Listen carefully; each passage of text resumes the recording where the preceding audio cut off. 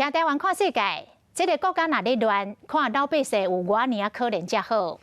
阿富汗这个国家，互这个武装组织塔利班重新来掠权了后，国家的财政困难，国际援助嘛拢断落，真侪民众无头路，参要顾一家食三顿饱都有问题。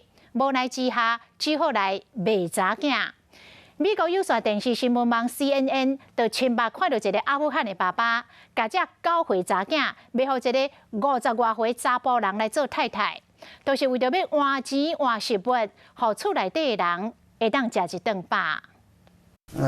一个吹手招牌查某人揪这个查某囡仔，这个查某囡仔呢面往里哪行哪哭，对这查某人甲因老母行出门，这时这查某囡仔开始反抗，唔肯继续行，这个画面互人看到真唔甘。Child marriage is nothing new in poor rural parts of Afghanistan. But human rights activists are reporting an increase in cases because of the economic and humanitarian crisis engulfing the country. 被逼当婚的拍娃仔，今年才9岁，上大的心愿是去读册，大汉了会使做老师。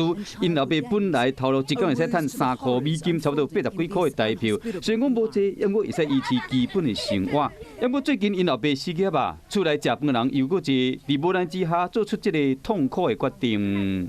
My father has sold me because we don't have bread, rice and flour. He has sold me to an old man. 就安尼拍完那，嫁互一个55岁查甫人，因老爸是摕2000块的美金，差不多是56000多块的台票。10岁马古尔面临同款的命运，因爸母加一个70岁厝边，借钱无钱通行，只好将查某囝嫁互厝边。If they push me to marry the old man, I will kill myself. I don't want to leave my parents. 经过几工后，马古尔发现讲无法度改变啊，只能以目屎洗面。其实联合国进前都已经呼吁过援助机构爱登去阿富汗帮助这善者的民众，因为塔利班重新上台了后，国际社会无承认伊的政权。阿富汗中央银行有几啊10亿美金的资产被美国冻结，银行欠钱，几个月拢无发薪水。物价计数一直起，联合国的数字显示讲，目前有一半阿富汗民众唔知因后一顿饭伫倒位，超过300万5岁以下儿童，伫未来几个月将面临严重的营养不良。多灾多难的阿富汗恐惊，还阁面临另外一波的危机。